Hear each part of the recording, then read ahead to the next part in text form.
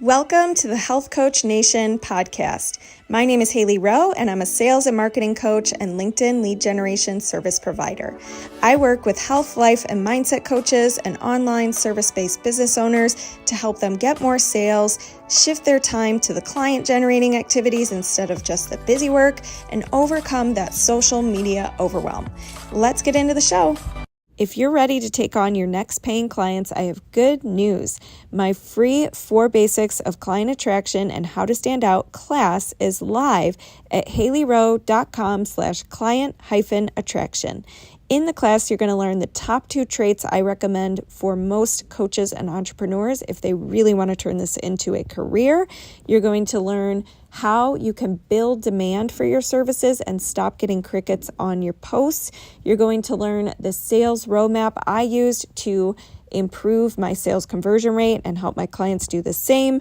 And you're going to learn so much more. So go to haileyrowe.com/client-attraction and get your copy of the class today. Today, we're going to talk about how do you know if you're choosing the right collab partner for either a podcast or a email freebie swap or a guest workshop locally or things like that. So if you're unfamiliar with the different ways you can collaborate with people and what collaboration marketing really means, I'm happy to share that in another video, or you can reach out to me if you're wanting to use it in your business. But today I just want to talk about when you're thinking about who do you want to collaborate with, who do you want to connect with so that you guys can both benefit from cross promotion, what kind of criteria or what kind of things should you be thinking about? So the first thing is you're going to want to be thinking about what are the types of business owners who complement the type of work that you do. So in other words, you might be a health coach or a nutrition coach, but maybe there are people who do other things in the realm of health or have an audience, like if you work with menopausal women, maybe they have an audience of menopausal women interested in improving their health. So those types of business owners would be good collab partners for you. So for example, if you're a nutrition coach, maybe you'd partner with a sleep coach. If you're a nutrition coach, maybe you would partner with an acupuncturist. Why? Because their audience is interested in a similar concept, wellness, and improving whatever symptoms they're going through, and also already believe in investing in their health, right? Or I've had clients who partner with like med spas or IV centers because it's people who are interested in taking care of their health, looking good, feeling good, things like that. So you want to think about who complements what I do. And don't be afraid to get creative and brainstorm, because I've had clients even do things with, like if they're a weight loss coach or something, I've had them collaborate with salons. Why? Because it's a lot of women. A lot of times these women want to feel better in their own skin or are pursuing weight loss or something like that. So you can get creative. It doesn't have to just be inside the box thinking like, well, if I'm a nutritionist, that means I have to partner with a personal trainer. You can really get creative and you can really think outside the box of who also has an audience of women. And it's even better if, like, let's say you're a parenting coach. Well, maybe you might partner with someone who does some kind of like Marie Kondo organizing type of teaching, or it's like a home organizer. Why? Because she probably works with a lot of parents, or he probably works with a lot of parents who struggle with home organization, right? So get creative, brainstorm. And you could Google this, you could ChatGPT this, you could Claude AI this if you want to use AI to help you brainstorm.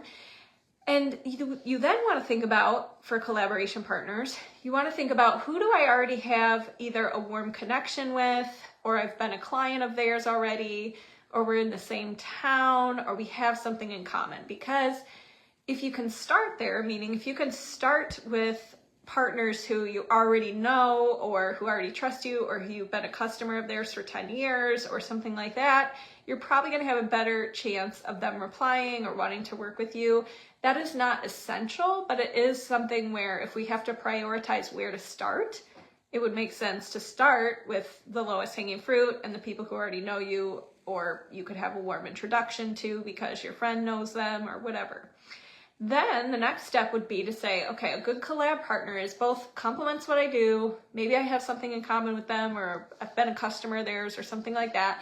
Next, we have to ask, okay, what about, do they have some kind of audience? And this is interesting because it's not essential that your partners have millions of followers or anything like that. But you do, if you're going to be doing like a collaboration where they're going to be emailing their email list, they need to have an email list, right? Or if you're going to be doing an Instagram live interview swap as your collaboration choice, they need to have an Instagram account with some followers, right? So you need to take a look and say, where are these people, where does this partner seem active? And could we form our partnership around where they're most active in their marketing? If they're marketing the most on LinkedIn, maybe your collab would be over LinkedIn. It'd be a LinkedIn live interview or something along those lines. So try to look at where do they have an audience, and then where could we both benefit? Like maybe your most active place to market is Instagram and theirs is LinkedIn. And so in your collab, it might look different on both sides. You might do a live with them on whatever platform they're most active on, and vice versa. So that's something to consider. The next thing to consider is, do we align with values? So in other words, do you feel like your audiences, are the same, meaning like if you coach menopausal women, do you think there's a segment, or is the entire audience menopausal women for that other person? And it doesn't have to be their whole audience, but would they have some people who may be menopausal women, for example?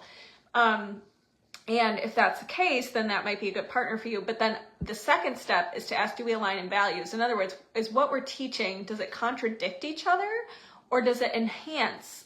Or is it, we promote a holistic picture of wellness, and we both agree in that and believe in that? Or do you guys believe in totally different things, and maybe you have totally different styles? Like one person swears a lot and you have a faith-based brand who doesn't swear. Like, are you guys aligned in your values? And would your audience be kind of like, wait, why are you guys collaborating? Or would they be like, oh yeah, like I could totally see how this could work? And it doesn't mean that you can't collaborate with someone who's different than you, but it does mean that you just want to make sure brand wise that you guys have some similarities, or you align in believing big picture, the same concepts, or that kind of thing.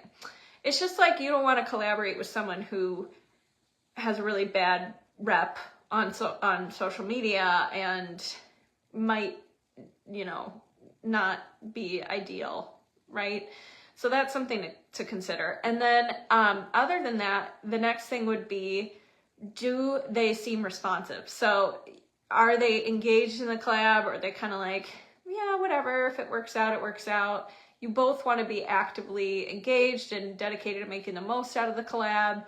So these are just a couple things when you're thinking about what kind of collab partner should I be paying attention to or reaching out to.